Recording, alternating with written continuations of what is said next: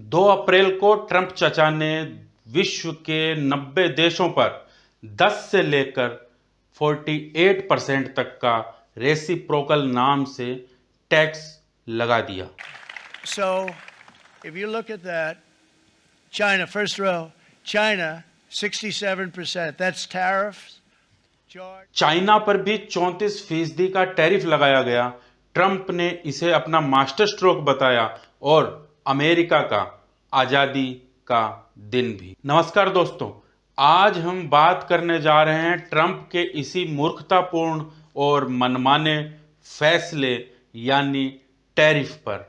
Trump के tariff से जहां बाकी देश सहम गए, वहीं कुछ देशों जैसे कनाडा, मैक्सिको, यूरोपियन यूनियन या फिर चाइना, इन्होंने ट्रंप को आंख दिखाई। चाइना ने तो अमेरिका को धमकी देते हुए यह तक कह दिया कि यदि अमेरिका युद्ध भी करना चाहता है तो वो किसी भी क्षेत्र में हो, चाहे वो ट्रेड वॉर के रूप में हो या युद्ध के मैदान में हो, चाइना बिल्कुल भी पीछे नहीं हटेगा। अमेरिका जिस तरह से भी चाहे युद्ध करने के लिए चाइना तैयार है। टैरिफ के 2 दिन बाद चाइना ने प्रतिक्रिया देते हुए अमेरिकी सामान पर 34% का टैरिफ लगा दिया। इसके बाद खिसियानी बिल्ली की तरह अमेरिका के प्रेसिडेंट ट्रंप ने चाइना को कहा कि ओ भैया, तुमने ये सब जो कर दिया है वो गड़बड़ी में कर दिया, गलती में कर दिया, इसे हटाओ वरना अच्छा नहीं होगा। चीन ने टैरिफ नहीं हटाया तो 7 अप्रैल को अमेरिका ने चीन पर 50% अतिरिक्त टैरिफ लगा दिया। यानी अब टैरिफ हो गया 50 जोड़ 34, कुल मिलाकर 84%।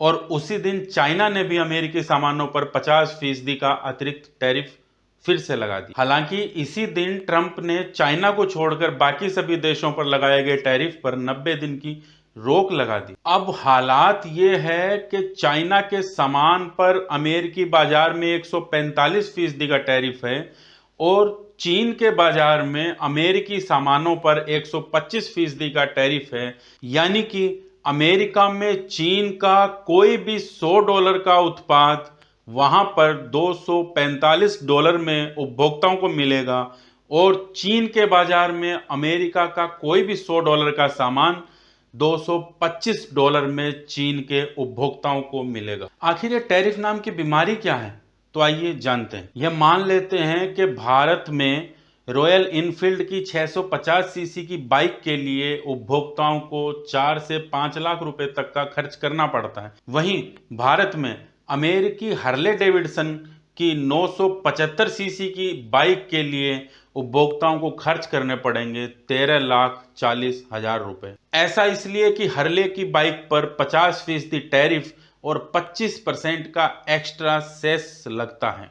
8 लाख में अमेरिका से भारत पहुंच जाने वाली हार्ले पर 50% का टैरिफ यानी लगभग 4 लाख रुपए और उसके बाद में 25% का सेस लगने के बाद वही 8 लाख की बाइक उपभोक्ताओं को मिलती है 13,40,000 में। यही टैरिफ का फायदा है कि यदि भारतीय बाजार में हार्ले डेविडसन 8 लाख रुपए में मिलने लग गई तो यहाँ के स्थानीय मैन्युफैक्चरर द्वारा बनाई गई रॉयल इनफील्ड या बुलेट 4 से 5 लाख रुपए में कौन खरीदेगा? ज्यादातर लोग जो 4 से 5 लाख रुपए में बुलेट खरीदने जा रहे हैं वो 8 लाख में हार्ले को भी अफोर्ड कर पाएंगे और इससे हमारे स्थानीय मैन्युफैक्चरर्स को बहुत बड़ा नुकसान उठाना पड़ सकता है। यह बात अलग है कि अमेरिका के आंख चिरोड़ने से बहुत पहले ही भारत के आम बजट में हमारी वित्त मंत्री निर्मला सीतारमण ने हार्ले पर लगने वाले 50% टैक्स को घटाकर 30% और सेस को 25% से घटाकर 10% पर कर दिया है। इस उदाहरण से शायद आप समझ गए होंगे कि किसी भी देश के स्थानीय प्रोडक्ट्स को बचाने के लिए टैरिफ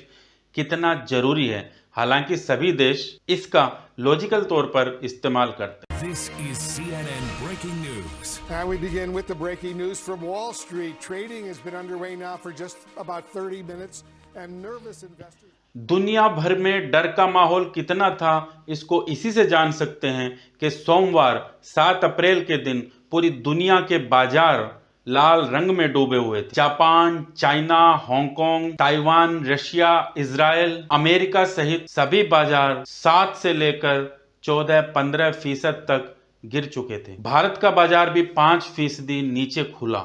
पाकिस्तान का तो यह हाल था कि 8,000 पॉइंट गिरने के बाद मार्केट को 1 घंटे के लिए बंद करना पड़ा। अब अगर ट्रंप ने 2 अप्रैल को ही टैरिफ लगा दिया था तो दुनिया भर के बाजार 7 अप्रैल को क्यों गिरे, आइए जानते हैं इसका भी कारण। तो भले ही भारतवासी खुद अपने बाजार को बड़ा हल्का आंकते हों, इतनी तवज्जो ना देते हों, पर दुनिया भर की नजर भारतीय बाजार पर रहती है। जब ट्रंप टैरिफ का ऐलान कर रहे थे तब दिन था बुधवार, लेकिन भारत में बृहस्पतिवार की तड़के यानी सुबह के 3 बज रहे थे। अमेरिकी बाजार बंद हो चुके थे, लेकिन कुछ ही घंटों में भारत के बाजार खुलने वाले थे और जब 9:15 बजे भारत के बाजार खुले तो उन पर कुछ ऐसा ज्यादा फर्क नहीं पड़ा और वो पॉजिटिव में ही बंद हुए। दुनिया भर में संदेश गया कि ट्रंप का टैरिफ फेल हो गया और इसी के साथ दुनिया के जो पूरे बाजार थे वो भी पॉजिटिव में रहे, कुछ ज्यादा खास फर्क नहीं पड़ा। अब दिन आया शुक्रवार 4 अप्रैल, भारतीय बाजार में बिकवाली बढ़ी और यह भी लाल निशान में बंद हुआ। इसी का असर दुनिया भर के मार्केट में भी पड़ा। शाम को दोपहर में जब दुनिया भर के मार्केट अपने अपने समय के हिसाब से खुले तो उनमें भी बिकवाली जारी हुई और वो सभी रेड में बंद हुए। दिन था शुक्रवार। 5 और 6 तारीख को था शनिवार और रविवार और आखिर 7 अप्रैल को जब मार्केट खुले तब तक ट्रेड वार और बढ़ चुकी थी। चाइना ने भी टैरिफ का ऐलान कर दिया था अमेरिका पर। भारत का बाजार खुला 5% नीचे और धीरे धीरे कर दुनिया भर के बाजार लाल निशान में आ गए। पूरी दुनिया की वेल्थ एक ही दिन में 10 से 12% वाइप आउट हो चुकी थी। टैरिफ से जितना नुकसान बाकी दुनिया को हुआ उससे कहीं ज्यादा अमेरिका में हुआ। अमेरिका के बाजार 2 दिन में ही 15 से 20% तक डाउन हो गए। अमेरिका के बाजार से $9 ट्रिलियन राख हो गए और जितनी भी बड़ी कंपनियां थी, अमेजॉन, टेस्ला, एनवीडिया, एप्पल, उन सबके शेयर अब तक 35 से 40% तक डाउन हो चुके हैं। ट्रंप के दोस्त और उनके प्रशासनिक सलाहकार स्पेस एक्स और ट्विटर के मालिक एलन मस्क की संपत्ति खुद 50% डाउन हो चुकी है।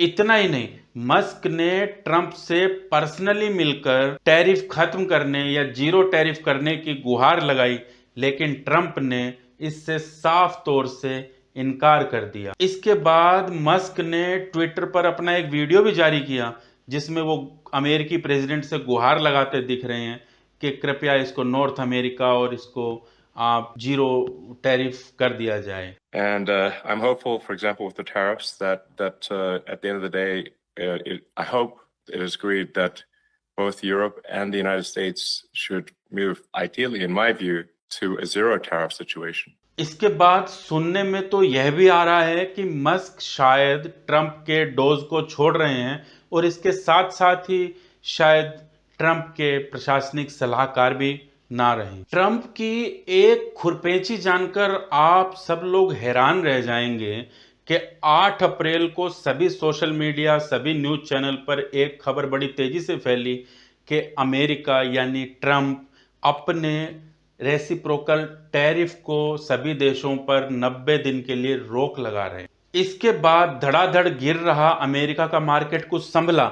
वो संभलता उससे पहले ही ट्रंप के ऑफिस से एक बयान आ गया कि ऐसा कुछ भी नहीं है, हम कुछ 90 दिन के लिए कोई रोक नहीं लगा रहे हैं, ये सब अफवाह है। लेकिन इसी के अगले दिन यानी 9 अप्रैल को ट्रंप ने आकर खुद बताया कि सभी देशों पर उसका टैरिफ 90 दिन के लिए रोक दिया गया है। और इसी से एक विवाद ने जन्म लिया कि अमेरिका के विपक्षी सांसद अब ये आरोप लगा रहे हैं कि ट्रंप ने इस सब में इनसाइडर ट्रेडिंग की है जिसकी जांच होनी चाहिए। इनसाइडर ट्रेडिंग वो होती है जिसमें आपको पहले से पता हो कि बाजार में, मार्केट में, देश में कहीं पर भी कुछ नया क्या होने वाला है, क्या नुकसान, क्या प्रॉफिट, क्या होने वाला है और उसी के हिसाब से आप अपने सौदे बना लेते हैं। टैरिफ का डर दिखाकर ट्रंप ने पहले तो ग्लोबली मार्केट को 15, 16, 17, 20% तक गिरवा दिया और उसके बाद अचानक 5-6 दिन बाद खुद उठकर आया और आके बोला कि सभी देशों पर, चाइना को छोड़कर बाकी सभी देशों पर टैरिफ 90 दिन के लिए रोक दिया गया है। और उसके बाद हद तो यहां हो गई कि वो खुद अपने ट्विटर पर एक ट्वीट करके कहते हैं अपने समर्थकों से कि मार्केट बूम करने वाला है, जाओ और खरीद लो। अमेरिका में इनसाइडर ट्रेडिंग पर डायरेक्ट जेल है, सीधा जेल, कोई जांच नहीं, जांच बाद में जेल पहले। लेकिन जब प्रेसिडेंट खुद उसमें शामिल हो कि नहीं हो हमें नहीं पता, लेकिन जब प्रेसिडेंट के बारे में ऐसे आरोप लग रहे हैं कि वो इनसाइडर ट्रेडिंग में शामिल हैं, तो उनको जेल कौन भेजेगा? जेल छोड़िए, उनकी तो जांच भी कौन करेगा? तो अभी तो दुनिया भर के बाजारों में एक ही लाइन है जो बड़े जोश के साथ गाई जा रही है कि होइए सोई जो ट्रंप रची राखा। अगले वीडियो में फिर मिलेंगे। धन्यवाद।